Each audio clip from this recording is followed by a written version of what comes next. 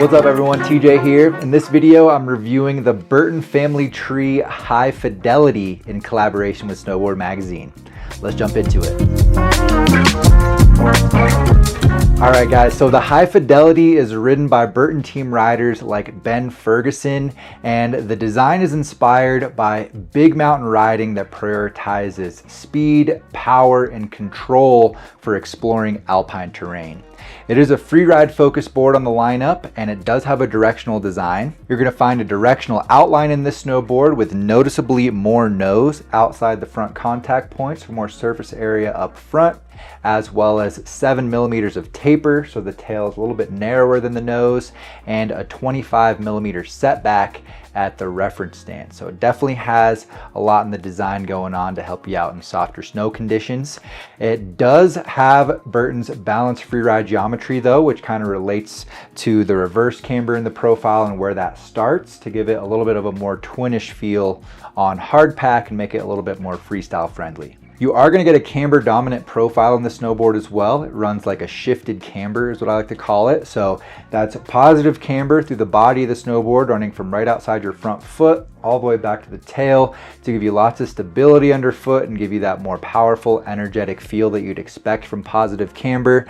But it has a reverse camber nose, so that's going to help you out in softer snow conditions. And one thing that I like about this profile that's worth noting is just simply by standing on the board or any situation where you're putting weight in the snowboard, like a powder landing for example, it's going to activate that reverse camber even more and amplify that benefit. So that's a pretty cool thing about this profile as well. You're going to find a lot of carbon fiber built into the layup of this snowboard as well. It actually runs a full carbon fiber layer underneath the core, as well as tip to tail 45-degree carbon highlights built into the fiberglass. So it's going to give you a much more responsive, snappy feel while helping to keep the board nice and lightweight. Other than that, you're going to find some staples from Burton, including their channel system. So you get unlimited stance width options, and it works with pretty much every major binding out there, as well as infinite ride, which is like pre-breaking in the board for you. So it should have a consistent feel for the life of the snowboard. And a sintered WFO base. So that is a high-end, durable base material that's dense. It's known to be tougher and faster versus an extruded base. And as with any sintered base, you do want to make sure to wax it regularly to maintain that optimal feel through the season. And that's it for a quick tech breakdown here on the High Fidelity. Let's jump into how this board feels around the mountain.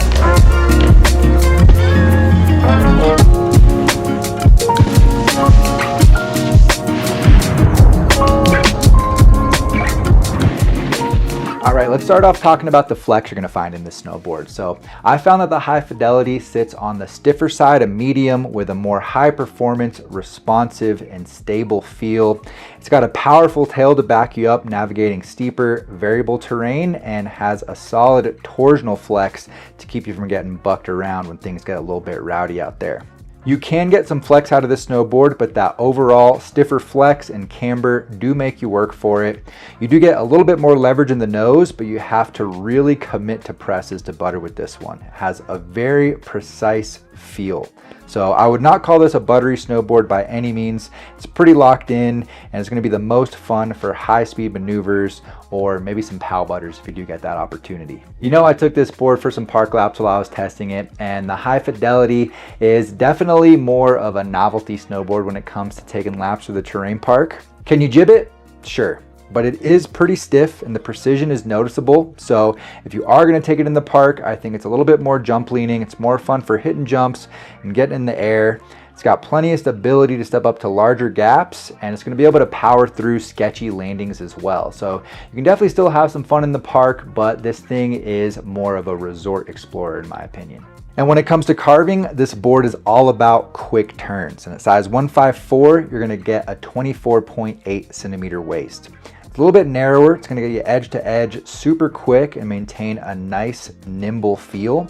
And you're also gonna find a versatile 7.6 meter side cut for energetic carves and a confident feel at any speed. This thing's pretty cruisy at lower speeds, but holds it down as you're bombing hills as well. This isn't gonna be the board for laid out carves where more width can come in handy, but more for exploring, having something sturdy under your feet, and getting into more technical zones.